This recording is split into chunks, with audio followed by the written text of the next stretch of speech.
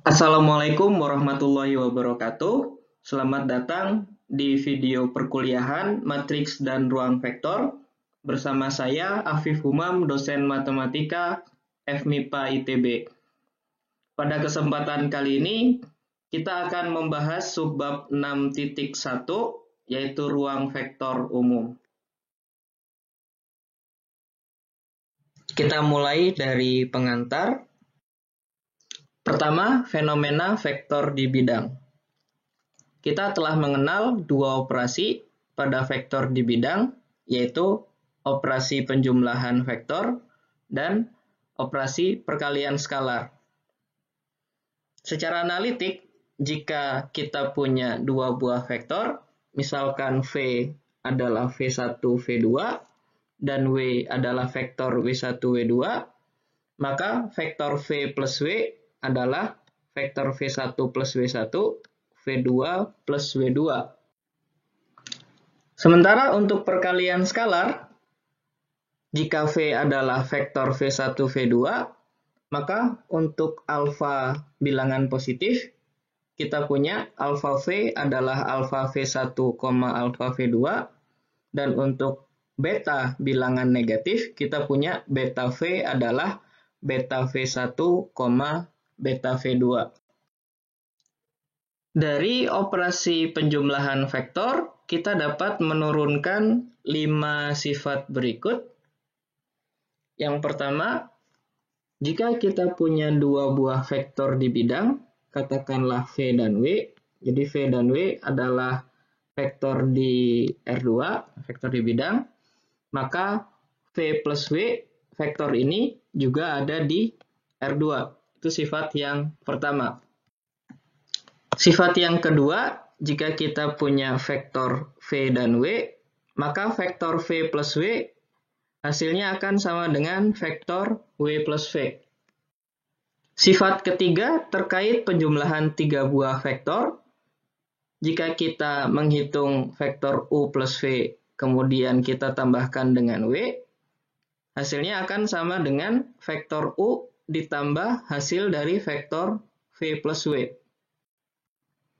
Sifat keempat terkait dengan adanya identitas penjumlahan, yaitu terdapat vektor 0 yang di R2 ini adalah 0,0, sehingga setiap vektor V kita dapatkan V ditambah vektor 0 itu sama dengan V. Dan sifat kelima adalah untuk setiap vektor di bidang V akan selalu terdapat vektor minus V, sehingga vektor V ditambah minus V itu hasilnya adalah vektor 0. Di sini kalau V-nya adalah V1, V2, maka vektor minus V adalah vektor minus V1, minus V2. Selanjutnya adalah sifat yang terkait dengan perkalian skalar. Sifat keenam, untuk V anggota R2 dan alfa bilangan real, diperoleh alfa V anggota R2 juga. Sifat ketujuh, alfa dikali V plus W sama dengan alfa V ditambah alfa W. Sifat ke-8, alfa ditambah beta kali V sama dengan alfa V ditambah beta V. Sifat 9, alfa dikali beta V sama dengan alfa beta dikali V. Dan sifat ke-10, 1 dikali V sama dengan V. Ini untuk setiap vektor VW anggota R2 dan alfa beta bilangan real. Anda juga dapat melihat bahwa 10 sifat tadi juga berlaku untuk vektor di ruang atau R3. Dan secara umum, sifat tersebut juga berlaku untuk ruang vektor Rn. Jadi di sini penjumlahan dan perkalian skalar di Rn yang sudah kita kenal di bab-bab awal ya. Kalau kita punya V dan W anggota Rn, maka V plus W seperti ini, penjumlahannya masing-masing komponen. Begitu juga untuk perkalian skalar, kita punya V dan alfa, maka alfa V adalah masing-masing komponen dari V dikalikan alfa. Jadi dari sini kita mendapatkan 10 sifat yang sama seperti yang tadi. Yang membedakan adalah sifat keempat dan kelima. Di sini yang menjadi vektor 0 adalah 0,0,0 ya sebanyak n komponen ya. Dan kemudian untuk sifat kelima vektor minus V untuk vektor V-nya V1 sampai Vn adalah minus V1, minus V2 hingga minus Vn. Ya, selebihnya sifatnya sama seperti sifat yang di R2 tadi. Contoh selanjutnya adalah ruang matriks, yaitu himpunan yang berisi matriks-matriks seukuran.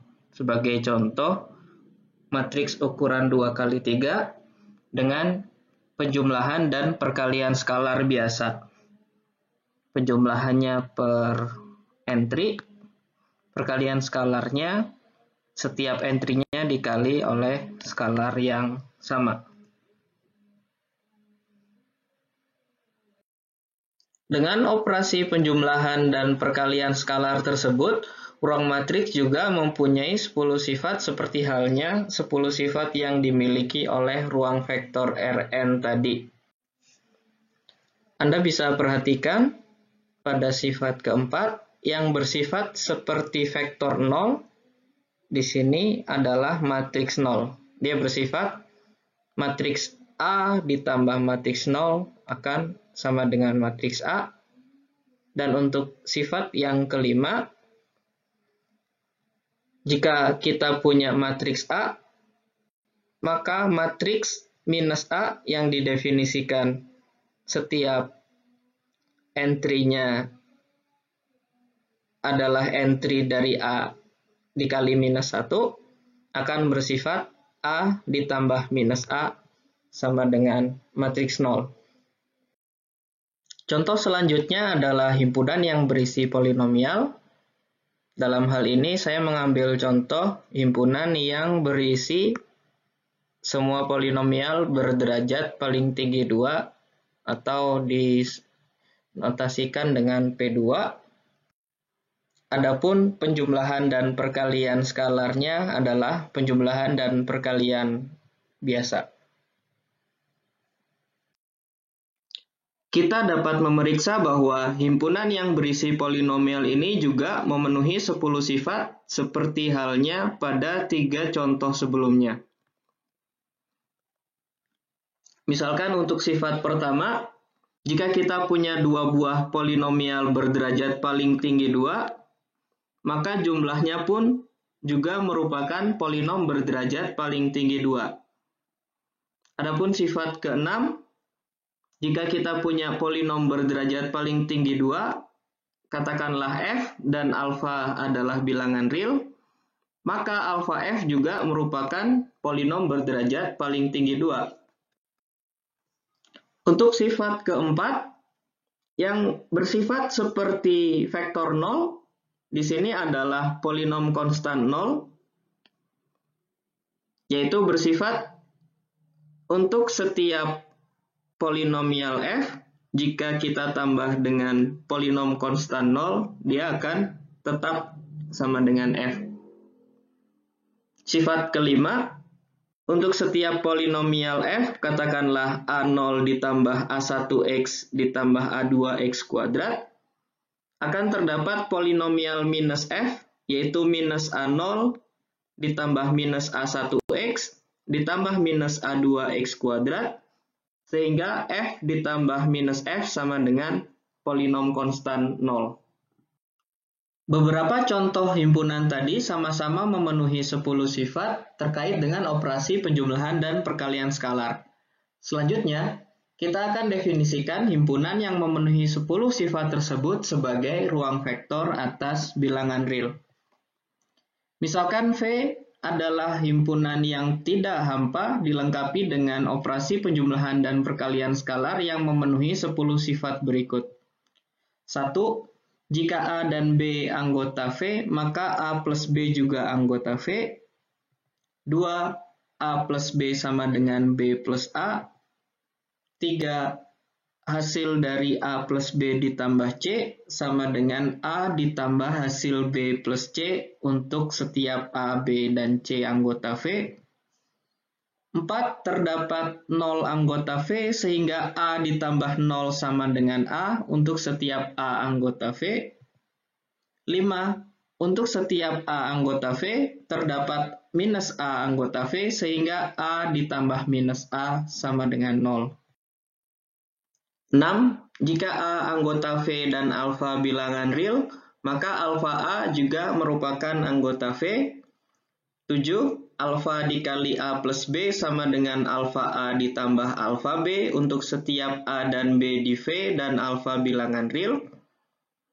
8. Alfa ditambah beta dikali A sama dengan alfa A ditambah beta A untuk setiap A di V dan alfa beta bilangan real. 9. Alfa dikali beta A sama dengan alfa beta A untuk setiap A di V dan alfa beta bilangan real. 10. 1 dikali A sama dengan A untuk setiap A anggota V. Maka V disebut ruang vektor atas bilangan real. Berdasarkan definisi ruang vektor tadi, kita telah mendapatkan beberapa contoh himpunan yang merupakan ruang vektor, yaitu dengan melihat contoh-contoh yang di awal.